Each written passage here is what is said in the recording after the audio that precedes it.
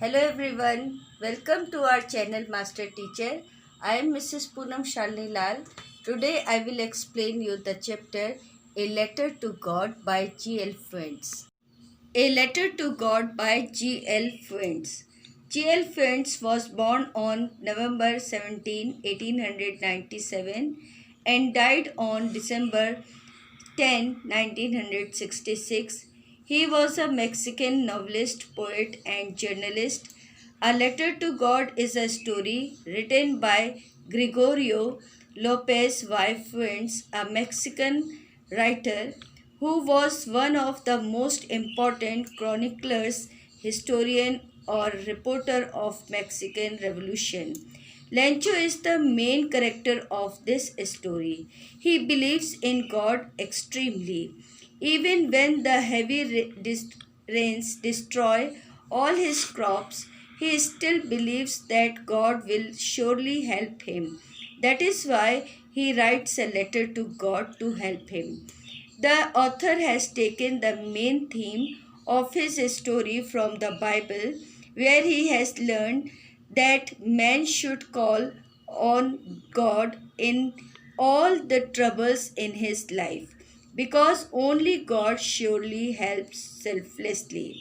However, this story is a satire trying to tackle a reality exist in the society. The story is told in the third person point of view.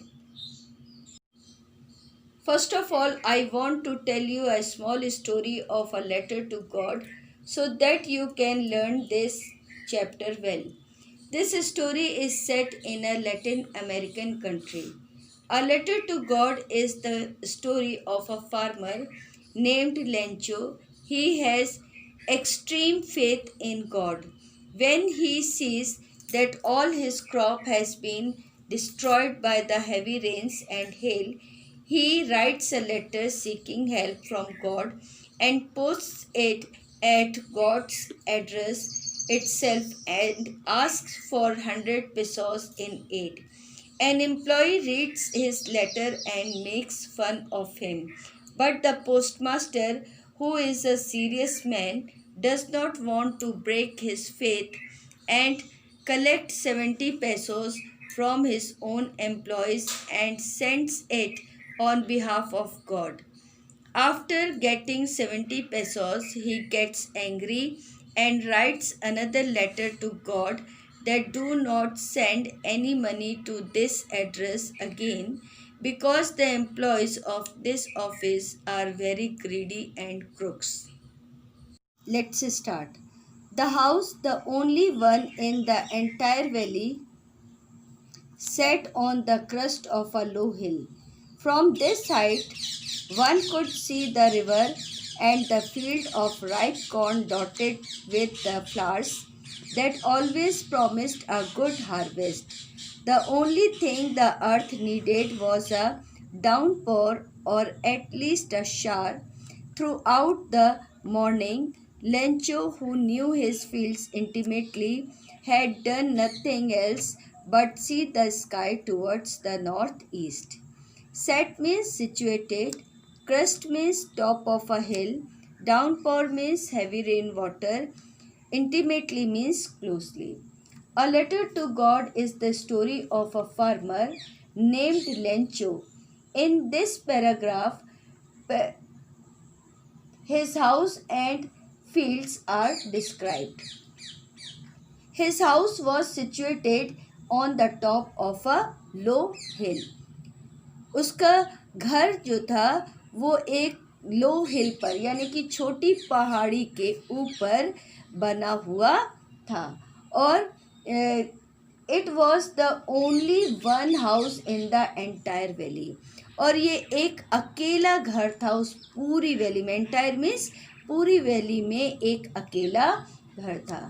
With this height, Lencho and his family members means anyone could see the fields, river, and the ripe corn dotted field with the flowers.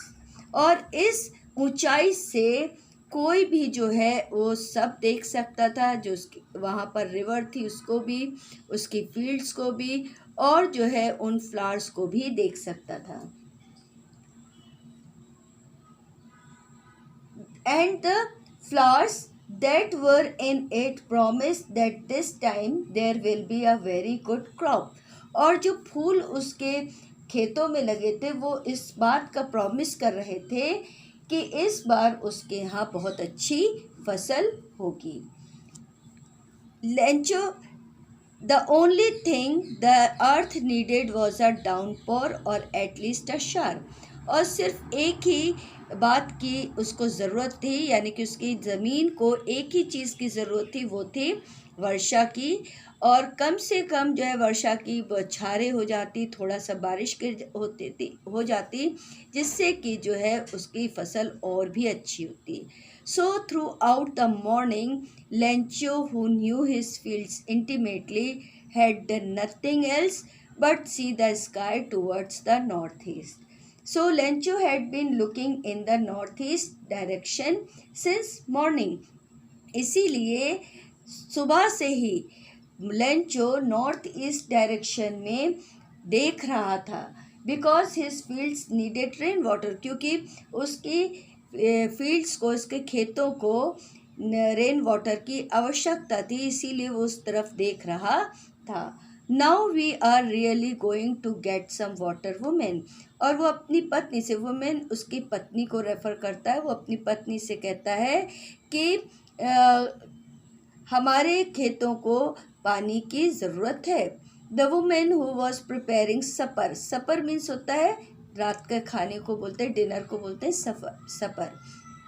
तो the women who was preparing supper replied, और जो उसकी wife जो खाना पका रही थी शाम का, उसने उत्तर दिया, yes God willing. The old boys were working in the field while the smaller ones were playing near the house until the woman called to them all, come for dinner. Their elder boys, उसके बड़े बच्चे जो थे, बड़े बेटे जो थे, वो वर्किंग इन द फील्ड, वो खेतों में काम कर रहे थे, जबकि द स्मॉलर वंस, जो छोटे बच्चे थे, were playing near the house, वो घर के पास ही खेल रहे थे, जब तक उनकी माँ ने उन्हें खाने के लिए नहीं पुकारा. It was during the meal time, ये खाने का समय था, जब वो खा रहे थे उसी दौरान, just as Lencho had predicted, big drops of rain began to fall. और जैसे कि लेंचो ने प्रेडिक्ट किया था, बताया था, भविष्यवाणी की थी कि पानी बरसने वाला है. Big drops of rain began to fall, पानी की बड़ी बड़ी, वर्षा की बड़ी बड़ी बूंदें गिरना शुरू हो गईं. In the north east huge mountains of clouds could be seen approaching. और नॉर्थ ईस्ट से आने वाले जो बड़े बड़े बादलों के पहाड़ थे, वो इस बात को शो कर रहे थे, दिखा रहे थे कि बारिश होगी, है ना. The air was fresh and sweet.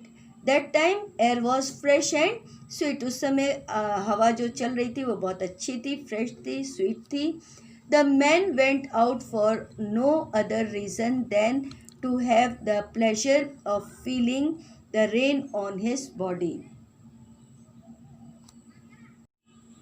The man went out. The man refers to Lencho.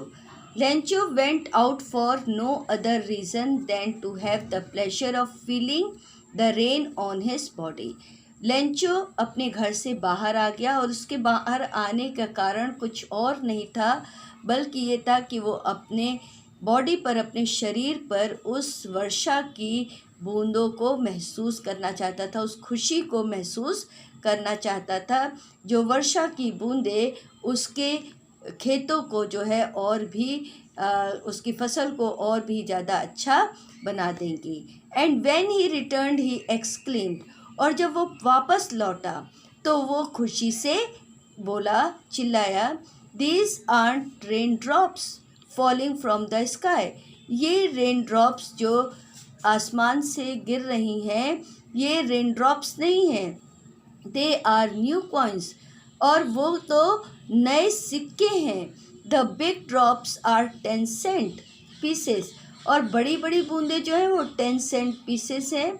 And the little ones, छोटी छोटी बूंदें आर 5, और वो छोटी छोटी बूंदें जो हैं वो 5 पैसे के सिक्के की तरह हैं।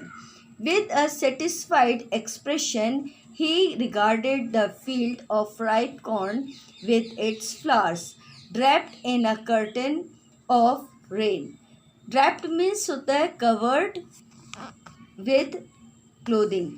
Here is covered with rain. Okay, with a satisfied expression.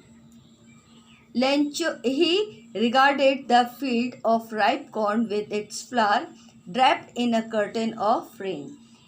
Lencho felt as if a sheet of water had completely covered his field, and he was very satisfied to see that he had ripe corns and flowers. But suddenly a strong wind began to blow. But क्या हुआ कि अचानक जो है तेज हवा चलनी शुरू हो गई. And along with the rain, very large hailstones began to fall. और पानी के साथ साथ जो थे वो हेल स्टोन्स यानी कि ओले भी गिरना शुरू हो गए.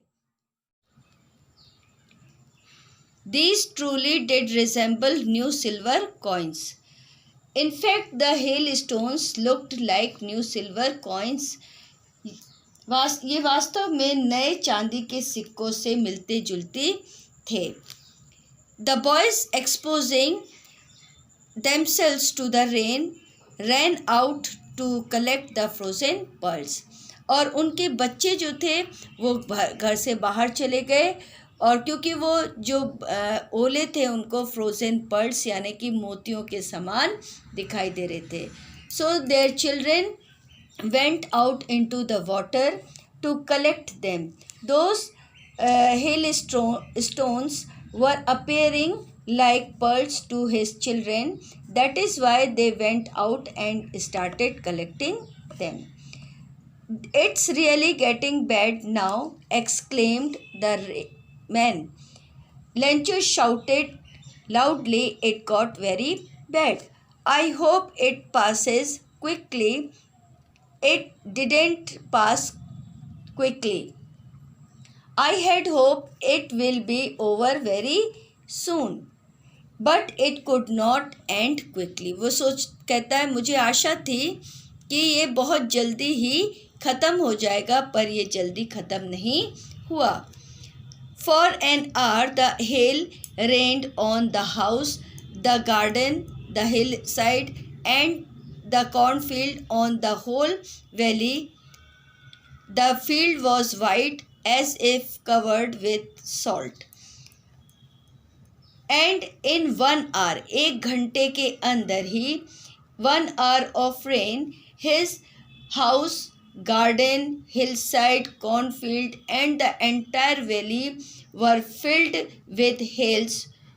और वो उसके 1 घंटे की बारिश में ही उसका घर, उसका गार्डन, हिलसाइड, कॉर्नफील्ड और पूरी वैली जो थी वो पानी से और ओलों से भर गई. The field was white. From far away his field appear white. It seems to have sprinkled salt on it. और ऐसा लगता था कि जो उसके खेतों पर किसी ने नमक छिड़क दिया हो, या उसका खेत जो है वो नमक से पूरा ढक गया हो. Not a leaf remained on the trees. It had been completely covered with salt. Leaves of the trees were no longer there. अब उसका खेत जो था वो तो पूरी तरीके से ऐसा लग रहा था जैसे नमक से पूरा कवर हो गया है. और क्या हुआ कि जो पेड़ थे उनकी पत्तियां भी सब जो है टूट गई थी, नीचे गिर गई थी, तो इसलिए कोई भी पेड़ ऐसा नहीं था जिस पे पत्ती हो. The corn was totally destroyed. All मेज क्रॉप्स वर डिस्ट्रॉयड. उसकी जो कॉर्न की खेती थी वो पूरी तरीके से नष्ट हो गई थी. The flowers were gone from the plants. और पौधों से जो थे वो फूल भी खत्म हो गए थे, गिर गए थे. The flowers on the plants fell down. Lencho's soul was filled with sadness. Lencho remains depressed at his farm. When the storm had passed, he stood in the middle of the field and said to his sons, "A plague of locust would have left more than this. The hail has left nothing." The storm ends, but Lencho was very depressed. तूफान तो ख़त्म हो गया, पर Lencho बहुत ही depressed हो गया, बहुत ही दुखी हो गया. He stood in the middle of his farm and told his children that there was not much damage due to the arrival of the locust. और वो बताता है कि जब लोकस्ट स्वाम आता है तो इतना ज़्यादा डैमेज कभी नहीं हुआ जितना इस बार इन ओलों से हुआ है. That night was sorrowful one. All our work for nothing. वो बताता है कि जो लोकस्ट उसके यहाँ आते थे, जो क्या कहते हैं टिड्डियों का दल आता था, वो भी जो है कुछ छोड़ कर चला जाता था, परंतु जो है ओलों ने उसका कुछ भी नहीं छोड़ा. They too had left some, but nothing left from hail. We will not have maize harvest this year. अब हमारे पास इस साल कोई भी मेज़ हार्वेस्ट नहीं रहेगी, यानी कि मक्के की कोई भी खेती का बचा हुआ अन्न नहीं होगा. This night is a night of great sorrow for us. ये रात हमारे लिए एक बहुत दुख भरी रात है. All our hard work went in vain. हमारा सारा कठिन परिश्रम व्यर्थ चला गया. And now there is no one to help us. और अब कोई नहीं है जो हमारी सहायता कर सकता है. We will all go hungry this year. और इस साल हम सब जो है भूखे रहेंगे.